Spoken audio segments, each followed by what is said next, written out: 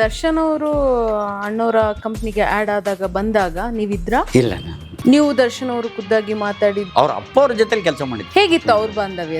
Chicks ಅನ್ನೋರು ನನಗೆ chicks ಏನಮ್ಮ ನೆಕ್ಸ್ಟ್ ನಾಳೆ ಸೀನು ಅಂತ ರಾತ್ರಿ ಐಲ್ಯಾಂಡ್ಸ್ನಾಗ ಇರ್ತಿದ್ವಿ ನಾವು. ಮೊದಲ ಸೀನ್ ಬಂದು ಇವ್ರು ಮೈಸೂರಿನಿಂದ ಬರ್ತಾ ಇದ್ರು, ಚೆನ್ನಾಗಿ ಜಾಲಿ ಇರ್ತಿದ್ವಿ ನಾವು. ನಮ್ಮ ರೂಮಿಗೆ ಅವ್ರು ಬರ್ತಿದ್ರು, ಅವ್ರ ರೂಮಿಗೆ ನಾನು ಹೋಗ್ತಿದ್ದೆ. ಶ್ರುತಿ ಅವ್ರ ಜೊತೆ ನೀವು ವರ್ಕ್ ಮಾಡಿದಂತ ಮೂಮೆಂಟ್ಗಳು ಹಿಂಗಿತ್ತು ಸರ್? ನಾನು ಶ್ರುತಿಯವ್ರಿಗೆ ಮಾಂಗಲ್ಯ ಸಾಕ್ಷಿ ಮಾಡಿದಾಗ ನಾನು ನಿನ್ನ ಫ್ಯಾನ್ ಅಮ್ಮ ಅಂತ ಹೇಳಿದೆ. ಅಯ್ಯೋ ಎಂತ ಕಲಾವಿದ್ರಂದ್ರೆ ಅಮ್ಮ. ಆಗಿನ ಟೈಮಲ್ಲಿ ಆಡಿಷನ್ ಅನ್ನೋದು ಹೇಗೆ? ಇಲ್ಲ ಆಡಿಷನ್ ಅನ್ನೋದೇ ಇಲ್ಲ.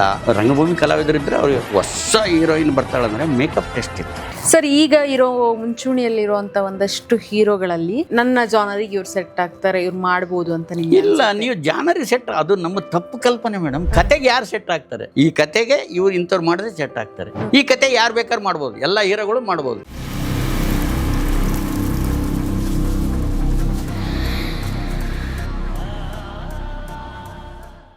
ಸರ್, ದರ್ಶನ್ ಅವರು ಅಣ್ಣವರ ಕಂಪ್ನಿಗೆ ಆಡ್ ಆದಾಗ ಬಂದಾಗ ನೀವಿದ್ರಾ? ಇಲ್ಲ ನಾನು ನೀವು ದರ್ಶನ್ ಅವರು ಖುದ್ದಾಗಿ ಮಾತಾಡಿದ್ದು? ಇಲ್ಲ, ಪರಿಚಯನೇ ಇಲ್ಲ. ಅವರು ಅವ್ರ ಅಪ್ಪ ಅವ್ರ ಜೊತೆಲಿ ಕೆಲಸ ಮಾಡಿದ್ದೀನಿ ನಾನು. ಹಾ. ಹೇಗಿತ್ತು ಅವ್ರ ಬಾಂಧವ್ಯ ಸರ್? ಚಿಕ್ಸ್ ಅನ್ನೋರು ನನಗೆ. ಚಿಕ್ಸ್ ಏನಮ್ಮ ನೆಕ್ಸ್ಟ್ ನಾಳೆ ಸೀನು ಅಂತ ರಾತ್ರಿ ಐಲ್ಯಾಂಡ್ಸ್ನಾಗ ಇರ್ತಿದ್ವಿ ನಾವು. ಮೊದಲ ಸೀನ್ ಬಂದು ಇವ್ರು ಮೈಸೂರಿನಿಂದ ಬರ್ತಾಯಿದ್ರು, ಚೆನ್ನಾಗಿ ಜಾಲಿ ಇರ್ತಿದ್ವಿ ನಾವು. ನಮ್ಮ ರೂಮಿಗೆ ಅವ್ರು ಬರ್ತಿದ್ರು, ಅವ್ರ ರೂಮಿಗೆ ನಾನು ಹೋಗ್ತಿದ್ದೆ. ಅಷ್ಟೆಲ್ಲ ಬ್ಯಾಕ್ ಗ್ರೌಂಡ್ ಇದ್ದು ಮಗ ಅಂತ ಬಂದಾಗ ಸಪೋರ್ಟ್ ಮಾಡಿಲ್ಲ ಅಲ್ಲ ಅವರು? ಲೈಟ್ ಬಾಯ್ ಆಗಿ ಜಾಯ್ನ್ ಆಗೋ ಪರಿಸ್ಥಿತಿ ಬಂತಲ್ಲ? ಇಲ್ಲ, ಲೈಟ್ ಬಾಯ್ ನಮ್ಮನೆ ಇವನೇನು ಉದ್ದಕ್ಕಿದ್ದಾನೆ ಅಂತ, ಇವನೊಬ್ಬ ಹೀರೋ ಆಗಕ್ಕೆ ಸಾಧ್ಯನಾ ಅಂತ ಆಡ್ಕೊಂಡಿದ್ದು ಇದೆ ಅನ್ಸುತ್ತೆ. ಇಲ್ಲ, ಅವರು ಯಾಕಂದ್ರೆ ನನಗೆ ನಾನು ಇವರು ಕ್ಯಾಮ್ರಾ ಅಸಿಸ್ಟೆಂಟಾಗಿ ಇದ್ರಂತ ಹೇಳ್ತಾರೆ ಅಷ್ಟೇ. ನನಗೆ ಗೊತ್ತಿಲ್ಲ, ನಾನು ಕಂಪ್ನಿಗೆ ಇಲ್ವಲ್ಲ, ನಾನು ಬಿಟ್ಬಿಟ್ಟಿದ್ದೀನಲ್ಲ. ಮನೆಗೆ ಹೋಗ್ತಿದ್ದೆ ಬರ್ತಿದ್ದೆ ಅಷ್ಟೇ ಬಿಟ್ಟು ನನಗೆ ಅಲ್ಲಿ ಏನು ನಡೀತೆ ಅನ್ನೋದು ಗೊತ್ತಿಲ್ಲ ನಮಗೆ. ಈಗ ನಮ್ದು ಯಾವಾಗಲೂ ಒನ್ ವೇ ಇರ್ತೈತೆ. ಈಗ ನಿಮ್ಗೆ ತಿಳಿದಿದ್ದು ನೀವು ಹೇಳ್ತಿರ್ತೀರಿ, ನಮಗೆ ತಿಳಿದು ನಾವು ಹೇಳ್ತಾ ಇರ್ತೀವಿ. ಬಟ್ ಅವು ಏನಾಗ್ಬಿಡ್ತಾವೆ ಅಂದರೆ ನಾಳೆ ಗೊಂದಲಮಯ ಆಗೋಗ್ಬಿಡ್ತವೆ. ವಿಷಯ ಗೊತ್ತಿದ್ದು ನಿಜದ ನೀನು ಪ್ರಾಮಾಣಿಕವಾಗಿ ಅಲ್ಲಿದ್ದೆ ಅಂದರೆ ಅದನ್ನ ಹೇಳಬೇಕು, ಅದಕ್ಕೆ ಗೊತ್ತಿಲ್ಲದೆ ಹೇಳಬಾರ್ದು. ಇಲ್ಲ, ಅವು ಈಗ ಎಲ್ಲರಿಗೂ ಒಂದು ಮನಸ್ಸು ಹೊಡೆದೋ ಕಾರಣ ಏನೋ ಒಂದು ಇನ್ಸಿಡೆಂಟ್ ಆಗಿರಬೇಕು. ಒಂದು ಅನಾಹುತ, ಇದೇನಂತಾರೆ ಅನ್ಎಕ್ಸ್ಪೆಕ್ಟೆಡ್ ಅಂತೀವಲ್ಲ, ಆ ಥರ ಒಂದು ಇನ್ಸಿಡೆಂಟ್. ಈಗ ಯಾರೋ ಬಂದು ಹೇಳ್ತಾರೆ, ನೀವು ಜಗಳನೇ ಮಾಡಿಲ್ಲ, ಒಬ್ರಿಗೊಬ್ಬರು ಮಾತಾಡೋದು ಬಿಟ್ಟಿರ್ತಾರೆ, ಕಾರಣ ಏನಂತ ಗೊತ್ತಿಲ್ಲ. ಯಾರೋ ಬಂದು ಹೇಳ್ತಾರೆ, ಅಣ್ಣ ಹಿಂಗಂದ್ರೂ ನಿಮ್ಮ ಬಗ್ಗೆ ಅಂತ. ಹೌದಾ? ಕ್ರಾಸ್ ಚೆಕ್ ಅನ್ನೋದೇ ಇಲ್ಲ. ಅವರು ಅಣ್ಣ ಹಿಂಗಂದ್ರಂತೆ. ಹೌದಾ? ಅವ್ರಿಗೂ ಈಗ ಇವ್ರಿಗೂ ಇಬ್ರಿಗೂ ಈಗ ಆಗ್ಬಿಡ್ತಾರೆ. ಹಾಗಾಗಿ ಈಗ ಕೆಟ್ಟೋಗ್ಬಿಡುತ್ತಮ್ಮ. ಅದಕ್ಕೆ ಅಣ್ಣವ್ರೆ ಅವ್ರು ನೋಡಿ, ಅವ್ರನ್ನ ಹೀಯಾಳಿಸ್ತವ್ರ ಮನೆಗೆ ಬಂದರೂ ಕೂಡ ಯಾರು ಏನೂ ಅನ್ನಂಗಿಲ್ಲ. ಅವರು ಅತಿಥಿ ದೇವೋ ಭವ, ನಮ್ಮ ಮನೆಗೆ ದೇವ್ರಿದ್ದಂಗೆ ಬಂದಂಗೆ. ಅವರು ಭಗವಂತ ಯಾವ ರೂಪದಲ್ಲಿ ಬರ್ತಾನಂತ ಗೊತ್ತಿಲ್ಲಂತೆ. ಪ್ರತಿಯೊಬ್ಬರು ಶತ್ರು ಬರಲಿ ಮಿತ್ರರು ಬರಲಿ ಯಾರೇ ಬರಲಿ ಅವನಿಗೆ ದೇವ್ರಿದ್ದಂಗೆ. ಆ ಥರ ಶಿಸ್ತು ಹೇಳಿದಾರೆ ಮನೆಗೆ ಕರೆದು. ಇದನ್ನು ಯಾರನ್ನೂ ಯಾರು ಮನಸ್ಸನ್ನು ವಹಿಸಬಾರ್ದು. ಶ್ರುತಿಯವ್ರ ಜೊತೆ ನೀವು ವರ್ಕ್ ಮಾಡಿದಂಥ ಮೂಮೆಂಟ್ಗಳು ಹಿಂಗಿತ್ತು ಸರ್? ನಾನು ಶ್ರುತಿಯವ್ರಿಗೆ ಮಾಂಗಲ್ಯ ಸಾಕ್ಷಿ ಮಾಡಿದಾಗ ನಾನು ನಿನ್ನ ಫ್ಯಾನ್ ಅಮ್ಮ ಅಂತ ಹೇಳಿದೆ. ಬಾಲಚಂದ್ರ ಸಾರ್ದು ಒಂದು ಪಿಕ್ಚರ್ ಮಾಡಿದ್ರು ಅವರು, ಅದ್ಭುತ ಆ್ಯಕ್ಟಿಂಗ್. ಅಯ್ಯೋ ಎಂಥ ಕಲಾವಿದ್ರಂದ್ರೆ ಅಮ್ಮ. ಹಳಚಾರಲ್ಲಮ್ಮ, ನ್ಯಾಚುರಲ್ ಆಗಿರ್ತದೆ ತಾಯಿ ಮುಂದೆ, ಆರ್ಟಿಫಿಷಿಯಲ್ ಆ್ಯಕ್ಟರ್ ಥರ ಇರಲ್ಲ. ನಾನು ಹೇಳಿದೆ ಮಾಂಗಲ್ಯ ಸಾಕ್ಷಿ ನಿನ್ನ ಫ್ಯಾನ್ ಅಮ್ಮ ನಾನು ಅಂತ ಹೇಳಿದೆ. ತುಂಬ ಅದ್ಭುತ ನೋಡ್ರಿ, ಒಳ್ಳೆ. ಅವರು ಇನ್ನು ಮೊನ್ನೆ ಮಾದೇವ್ ಅಂತ ನೋಡಿದೆ, ಮಾದೇವ ಇನ್ನೊಂದು ಪಿಕ್ಚರ್ ಮಾಡಿದ್ರು. 2 ಪಿಕ್ಚರ್ ಆಗ ನೋಡಿದ ಶ್ರುತಿಯವ್ರಿಗೂ ಈಗ ನೋಡಿದ ಶ್ರುತಿಯವ್ರಿಗೂ ಡಿಫ್ರೆನ್ಸ್ ಅಂತ ಅಂದರೆ? ಇಲ್ಲ, ಅದು ರಂಗಭೂಮಿಯಿಂದ ಬಂದವರು. ಅವರು ಫ್ಯಾಮಿಲಿ, ಅವ್ರ ರಕ್ತನೇ ರಂಗಭೂಮಿ. ಸೊ ತುಂಬ ಮೊನ್ನೆ ಅವ್ರು ಚಿಕ್ಕಮ್ಮ ಒಬ್ಬರು ಆ್ಯಕ್ಟ್ ಮಾಡಿದ್ರು, ಚಂದ್ರಕಲಾ ಅಂತೇಳಿ. ನನ್ನ ರಸಿಕರ ಅಂತ ಒಂದು ಪಿಕ್ಚರ್ ರಿಲೀಸ್ ಮಾಡ್ಬೇಕನ್ನ. ಅವರು ಅಷ್ಟೇ ಕಲಾವಿದರು. ಆ ಟೈಮಿಂಗ್ಸು, ಇದು ಆ ಶ್ರಮ ಶ್ರದ್ಧೆ ಎಲ್ಲ ಇರ್ತಪ್ಪ. ಈಗ ಕಲಾವಿದರಿಗೆ ಆಡಿಷನ್ ಅನ್ನೋದು ಫ್ರೆಶರ್ಸ್ ಆಗಿದ್ರೆ ಮಸ್ಟ್. ಆಗಿನ ಟೈಮಲ್ಲಿ ಆಡಿಷನ್ ಅನ್ನೋದು ಹೇಗೆ? ಇಲ್ಲ, ಆಡಿಷನ್ ಅನ್ನೋದೇ ಇಲ್ಲ. ಸಿನಿಮಾ ಅಂದರೆ ರಂಗಭೂಮಿ ಕಲಾವಿದರಿದ್ದರೆ ಅವ್ರಿಗೆ ಫಸ್ಟ್ ಹೊಸ ಹೀರೋಯಿನ್ ಬರ್ತಾಳಂದರೆ ಮೇಕಪ್ ಟೆಸ್ಟ್ ಇತ್ತು. ಹೌದು, ಮೇಕಪ್ ಟೆಸ್ಟ್ ಬಂದು ಕ್ಯಾಮ್ರಾಮ್ಯಾನ್ ಓಕೆ ಮಾಡಬೇಕು. ಯಾವ ಆ್ಯಂಗಲ್ಲಿ ರಾಂಗ್ ಆ್ಯಂಗಲ್ ಅಂತಾರೆ ಅದಕ್ಕೆ. ಕೆಲವು ಆ್ಯಂಗಲ್ ಚೆನ್ನಾಗಿ ಕಾಣಲ್ಲ, ಎಲ್ಲರೂ ಒಬ್ಬೊಬ್ರು ಇರ್ತೈತೆ. ಆ ಆ್ಯಂಗಲ್ ಅವಾಯ್ಡ್ ಮಾಡ್ತಾರೆ ಕ್ಯಾಮ್ರಾಮ್ಯಾನ್, ಅದಕ್ಕೆ ಮಾಡ್ತಾಯಿದ್ರು. ಆಮೇಲೆ ಅವಳು ನಟಿಯಾಗಿ ಒಂದು 2-3 ಪಿಕ್ಚರ್ ಬಂದಮೇಲೆ ಅಲ್ಲಿ ಗೊತ್ತಾಗ್ಬಿಡುತ್ತೆ ಯಾವ ಇದರಲ್ಲಿ ಆ್ಯಂಗಲಲ್ಲಿ ಅದನ್ನು ಕಂಟಿನ್ಯೂ ಮಾಡ್ತಾರೆ. ಆಮೇಲೆ ವಾಯ್ಸ್ ಟೆಸ್ಟ್ ಇತ್ತು. ಅವಾಗ ಮಿಚಲ್ ಕ್ಯಾಮ್ರಾ ಅಂತ ಹೇಳಿದ್ನಲ್ಲ, ಡಬ್ಬಿಂಗ್ ಅನ್ನೋದಿಲ್ಲ, ವಾಯ್ಸ್ ಟೆಸ್ಟ್ ಇತ್ತು. ಆ ವಾಯ್ಸ್ ಟೆಸ್ಟ್ ಓಕೆ ಆಗಿ ಬೇಸ್ ಇದೆ ಅಂದರೆ ಇದನ್ನು ಹಾಕ್ಬೋದು ಅಂತಿದ್ರು. ಯಾವಾಗ ಡಬ್ಬಿಂಗ್ ಸೌಂಡ್ ಇಂಜಿನಿಯರ್ ಮಸ್ಟ್. ಹೌದು. ಸೆಟ್ಟಲ್ಲೇ ಇರ್ತಿದ್ರು ಅವ್ರು. ಹೌದು ಸೌಂಡ್ ಇಂಜಿನಿಯರ್ ಇಲ್ಲದ ಪಿಕ್ಚರೇ. ಈಗ ಬ್ಲ್ಯಾಕ್ ಆ್ಯಂಡ್ ವೈಟ್ ದೇವ್ರ ಗುಡಿ ನಾನು ತೆಗೆದಿದ್ದು, ಅದು ಬ್ಲ್ಯಾಕ್ ಆ್ಯಂಡ್ ವೈಟು ವರ್ಕ್ ಮಾಡಿದ್ದು. ಆ ಪಿಕ್ಚರು ಎಲ್ಲ direct dialogue. Manjula madam, Rajesh ಅವರು, ಭಾರತಿ ಮೇಡಮು, ವಿಷ್ಣು ಸಾರು ಎಲ್ಲರೂ ಇದ್ರು ಅದ್ರಾಗೆ. ಅದು ಪುಗುಂದ ವೀಡಂತೆ ತಮಿಳು ರೀಮೇಕ್ ಕನ್ನಡಕ್ಕೆ ಮಾಡಿದ್ವಿ. ಆಮೇಲೆ ವಿಜಯವಾಣಿ ಅಂತ ಮಾಡಿದ್ವಿ, ಅದು ಕಲರು. ಕಲ್ಪನಾ ಶ್ರೀನಾಥ್ ಮೇಡಮು, ಶ್ರೀನಾಥ್ ಸಾರು, ಕಲ್ಪನಾ ಮೇಡಮು, ಹೇಮಾ ಚೌಧರಿ, ಅಶೋಕ್ ಅವರಿಗೆ ಫಸ್ಟ್ ಪಿಕ್ಚರ್ ಅದು 74ರಲ್ಲಿ 75ರಲ್ಲಿ ರಿಲೀಸ್ ಅದು ಪಿಕ್ಚರ್. ಕಲ್ಪನಾ ಅಯ್ಯೋ ಅದ್ಭುತ ಅನಿಸ್ತು. ಮಿನುಗುತ್ತಾರನೆ ಈ ಥರ ಅಷ್ಟೇ ಕೋಪ ಅವ್ರಿಗೆ, ಹೌದಾ? ಭಯಂಕರ ಕೋಪ, ಅಷ್ಟು ಕೋಪ ಅವ್ರಿಗೆ. ಶಿಸ್ತು, ಶಿಸ್ತು ವಿಷಯದಲ್ಲಿ ಮಾತ್ರ. ಡೈರೆಕ್ಟರ್ ಜೊತೆ ಇದು ಮಾಡಲ್ಲ, ಯಾರನ್ನ ಕೇರ್ ಮಾಡ್ತಾ ಇಲ್ಲ. ಹೀರೋನ ಕೇರ್ ಮಾಡಲ್ಲ, ಡೈರೆಕ್ಟರ್ನ ಕೇರ್ ಮಾಡಲ್ಲ. ಹತ್ತರ ಸೆಟ್ಟಲ್ಲಿ ಡೈರೆಕ್ಟರ್ ಅಂದರೆ ಇನ್ವಾಲ್ವ್ಮೆಂಟ್ ಹಂಗಿತ್ತು ಅವ್ರ ಕ್ಯಾರೆಕ್ಟ್ರು. ಅವ್ರು ಏನಂತ ಈ ಮೇಡಮ್ ಇದು ಬೇಡ, ನಿನಗೇನು ಗೊತ್ತಿದ್ರಲ್ಲಿ ಅದ್ರ ಡೈಲಾಗ್ ಅರ್ಥ ನೋಡ್ಕೊಂಡು ಗೊತ್ತಿದೆಯಾ ನಿನಗೆ? ಆ ಡೈಲಾಗ್ ಏನು ಹೇಳುತ್ತೆ ಹೇಳು, ಅದನ್ನ ಮಾಡಿದ್ದೀನಿ ನಾನು. ತಮಿಳ್ ಡೈರೆಕ್ಟ್ರ್ ಜಗಳ ಆಗ್ಬಿಡ್ತು. ಎನ್ ವೆಂಕಟೇಶ್ ಅಂತ ಡೈರೆಕ್ಟರ್ ಮಾತು ಕೇಳ್ತಾ ಇರಲಿಲ್ವಾ? ಅವರು ಪುಟ್ಟಣ್ಣವ್ರ ಜೊತೆಲಿ ಹೆಂಗಿದ್ರೆ ಗೊತ್ತಿಲ್ಲ ನನಗೆ. ಹೊರಗಡೆ ಯಾರನ್ನ ಹೊಸಬ ಡೈರೆಕ್ಟರ್ ಬಂದಂದ್ರೆ ಅವ್ರಿಗೆ ಕೇಳ್ತೀನಂದರೆ ಕತೆಗೆ ಅವರು ಪ್ರಾಮುಖ್ಯತೆ ಕೊಡ್ತಾಯಿದ್ರು ಅವರು. ಯಾಕೆಂದರೆ ಆಯಮ್ಮ ಅದ್ಭುತ ಕಲೆಗಾರ. ಕಲ್ಪನಾ ಮೇಡಮ್ ಬಗ್ಗೆ ಕಲ್ಪನಾ ಕುಪ್ಪಸ್ ಅಂತ ಬರ್ತಾಯಿದ್ದು, ಈ ಥರ ಇಲ್ಲೊಂದಿಷ್ಟು ಪಪ್ಸಿಟ್ಟು ಕಲ್ಪನಾ ಜಡೆ ಅಂತ ಬಂದು ಹಿಂಗೆ 2 ಜಡೆ ಹಾಕೊಂಡ್ಬಿಡೋದು. ಫ್ಯಾಷನಿಗೆ ಹೆಸರು ಇಟ್ಟಿದ್ರು ಬಳೆ ಅಂಗಡಿಗಳಿಗೆ. ಕಲ್ಪನಾ ಬ್ಯಾಂಗಲ್ಸು, ಕಲ್ಪನಾ ಜಡೆ, ಕಲ್ಪನಾ ಕುಪ್ಸು ಅಂತ ಹೇಳ್ತಾರೆ. ಇದು ಕಲ್ಪನಾ ಕುಪ್ಸು ಅಂತ ಹೇಳೋರು. ಆ ಥರ ಫೇಮಸ್ ಆಗಿದ್ರು. ಆಮೇಲೆ ಓಪನಿಂಗ್ ಬಾಲ್ಕನಿಯಿಂದ ಫುಲ್ ಆಗೋದು. ಹೌದು, ಪಿಕ್ಚರು.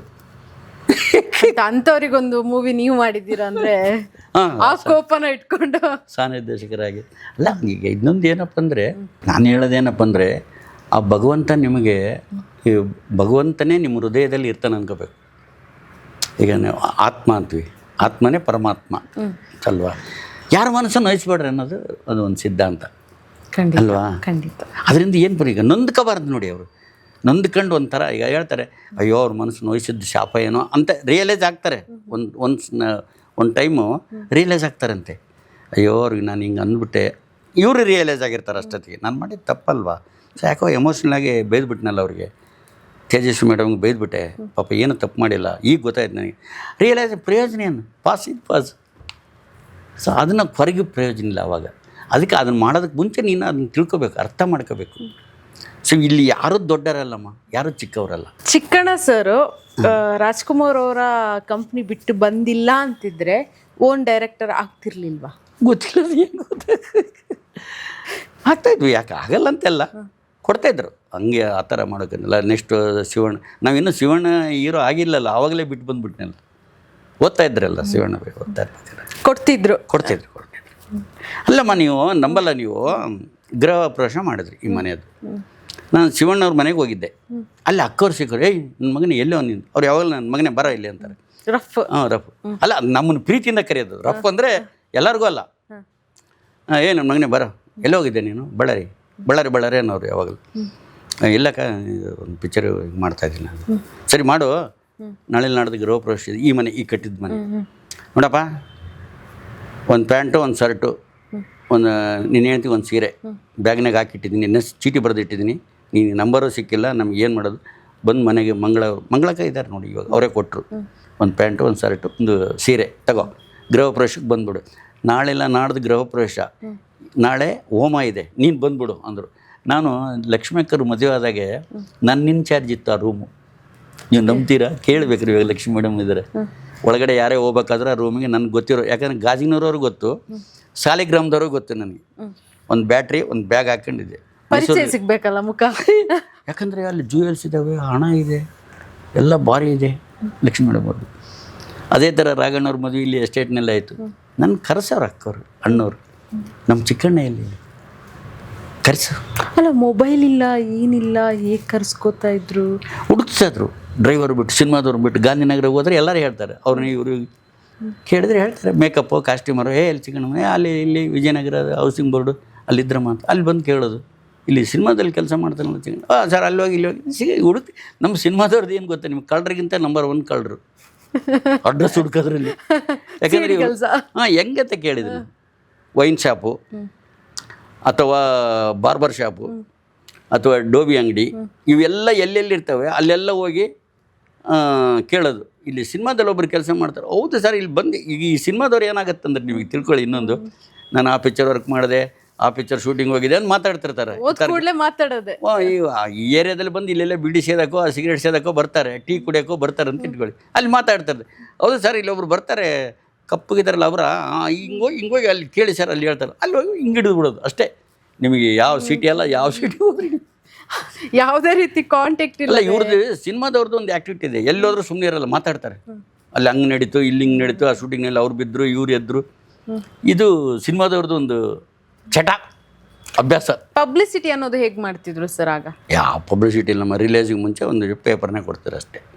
ಸಿನಿಮಾಗೆ ಬರ್ರಿ ನೀವು ಕರ್ರಿ ಆಶೀರ್ವದಿಸಿ ಯಾವುದು ಹೇಳಿಲ್ಲ. ಇವಾಗ ಹೇಳ್ತಿದ್ದಾರೆ ಈ ಸಿನಿಮಾಕ್ಕೆ ಆಶೀರ್ವದಿಸಿ ಬಂದು ನೋಡಿ, ಥಿಯೇಟ್ರಿಗೆ ಬಂದು ನೋಡಿ, ಯಾರು ಹೇಳಿಲ್ಲ ಅವತ್ತು. ಪೋಸ್ಟರ್ ಅನ್ನೋದು ಇತ್ತು, ಪೋಸ್ಟರ್ ಒಂದಿತ್ತು, ಪೇಪರು ರಿಲೀಸ್, ಥಿಯೇಟ್ರುಗಳು ಯಾವ್ಯಾವ ಥಿಯೇಟ್ರ್ ಅಂತ ಹಾಕ್ತಿದ್ರು, ಇಂಥ ಊರಾಗ ಇಂಥ ಥಿಯೇಟ್ರ್ನಾಗ ಇಂಥ ಊರು, ಅಷ್ಟು ಬಿಟ್ಟರೆ ಅದಕ್ಕೆ ಹೋಗಿ ಒಂದು ಇದೆಲ್ಲ ಮಾಡಿ ಪ್ರೀ ಶೋ ಎಲ್ಲ ಮಾಡಿ. ವರ್ಷಕ್ಕೊಂದು ತಪ್ಪಿದ್ರೆ 2 ಸಿನಿಮಾ ಯಾರ್ದಮ್ಮ ನಡೀತಿದ್ದು ಮಾಮೂಲಾಗಿ.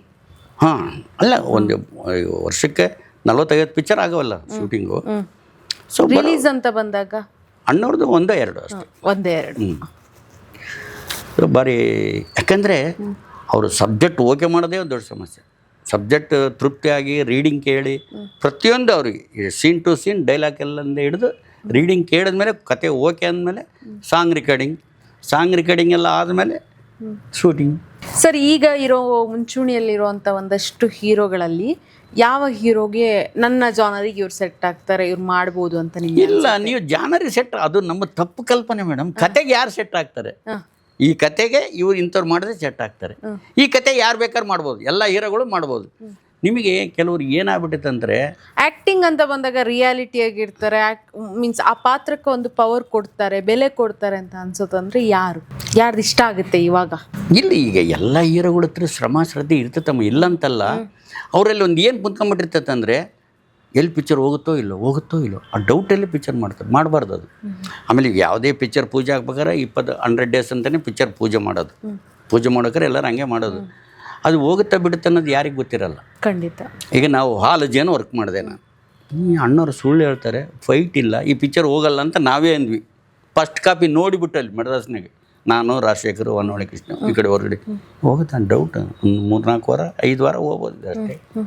ಏನು ಹಿಂಗಿದೆ ಅಂದ 25 ವಾರಮ್ಮ, 32 ಸೆಂಟ್ರ್ನಲ್ಲಿ 25 ವಾರ, 31 ಸೆಂಟ್ರ್ನಲ್ಲಿ 100 ಡೇಸು, ಸೂಪರ್ ಡೂಪರ್ ಹಿಟ್ಟು. ಯಾಕೆಂದರೆ ನಾವು ಜಡ್ಜ್ಮೆಂಟ್ ಏನೇ ಜಡ್ಜ್ಮೆಂಟ್, ಈಗ ಎಲ್ಲ ಪ್ರತಿಯೊಬ್ಬ ಕತೆ ಯಾರು ಫ್ಲಾಪ್ ಆಗಲ್ಲ ಅಂತ ಯಾವನು ಡೈರೆಕ್ಟರ್ ಆಗಲಿ ಹೀರೋ ಆಗಲಿ ಅಂದ್ಕೊಳ್ಳಲ್ಲ. ಅದು ಡಿಸೈಡ್ ಮಾಡೋದು. ಅದಕ್ಕೆ ಅಣ್ಣವ್ರು ಹೇಳಿದ್ದು ಅಭಿಮಾನಿ ದೇವರುಗಳು, ಅವರೇ ದೇವರು ನಮಗೆ. ಅವ್ರು ನಂಬಿ ಪ್ರೀತಿಸಿ ನಮಗೆ ಓಟ್ ಹಾಕಿದ್ರೆ ಮಾತ್ರ ನಾವು MLA ಮಿನಿಸ್ಟರ್ ಆಗ್ಬೋದು, ಇಲ್ಲಂದ್ರೆ ಇಲ್ಲ, ಹೀರೋ ಆಗ್ಬೋದು, ಇಲ್ಲಂದ್ರೆ ಇಲ್ಲ. ನಾನು ಹೀರೋ, ನೀನು ಹೀರೋ, ಯಾವ ಹೀರೋ ಹೋದ ಕೂಡಲೇ ಇನ್ನೊಬ್ಬ ಹೀರೋ ಬರಲೇಬೇಕು. ಸೊ ಹಂಗೆ ಯಾರು ನಾನು ಅನ್ನೋದು ಬರಬಾರ್ದು ಅಷ್ಟೇ. ಈಗ ಇಂಡಸ್ಟ್ರಿಗೆ ಬರೋ ಹೊಸೊಬ್ಬರಿಗೆ ನಿಮ್ಮ ಕಡೆದೊಂದು ಟಿಪ್ಸ್ ಅಂತಂದರೆ ಏನು ಸರ್? ಅಲ್ಲ, ಪಕ್ಕ ಕತೆ ಮಾಡ್ಕೊಳ್ಳಿ, ಪಕ್ಕ ಕತೆ ಮಾಡಲಿ, ಕಾನ್ಸಂಟ್ರೇಟ್ ಮಾಡಲಿ, ಇನ್ವಾಲ್ವ್ಮೆಂಟು.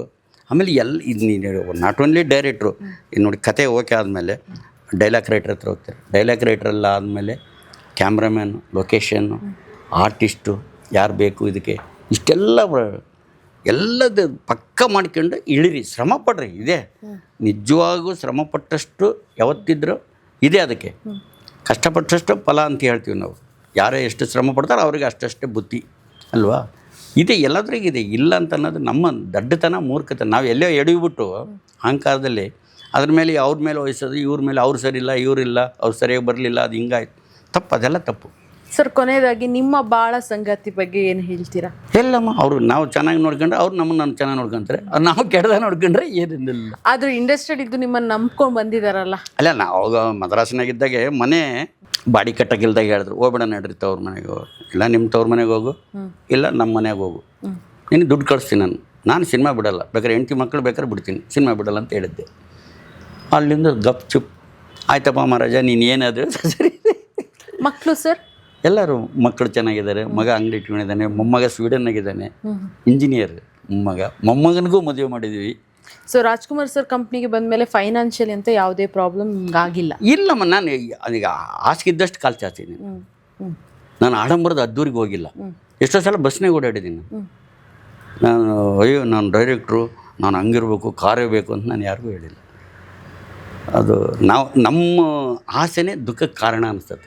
ಆಸೆ ಪಡಬಾರ್ದು, ಹೊಟ್ಟೆ ಕಿಚ್ಚು ಪಡಬಾರ್ದು. ಇನ್ನೊಬ್ರು ನೋಡಿ ಅಯ್ಯೋ ಅವ್ರು ಕಾರ್ ತೊಗೊಂಡ್ರು, ಇವ್ರು ಬಂಗ್ಲೆ ತೊಗೊಂಡ್ರು, ಅದು ನಮ್ಮ ಒಳಗಡೆ ಬಂದ್ಬಿಟ್ಟದ. ಅದೇನದು ಈಗ ಇರುವಂಥ ಫೈನಾನ್ಷಿಯಲಿ ಸ್ಟೇಜಿಗೆ ಮೇಂಟೆನೆನ್ಸಿಗೆ ಏನು ಮಾಡ್ತಾ ಇದ್ದೀರಾ ಸರ್? ಇಲ್ಲ, ಮಗ ದುಡಿತಾ ಇದ್ದಾನೆ, ಮಗ ನೋಡ್ಕೋತಾರೆ. ದುಡಿತಾ ಇದ್ದಾನೆ.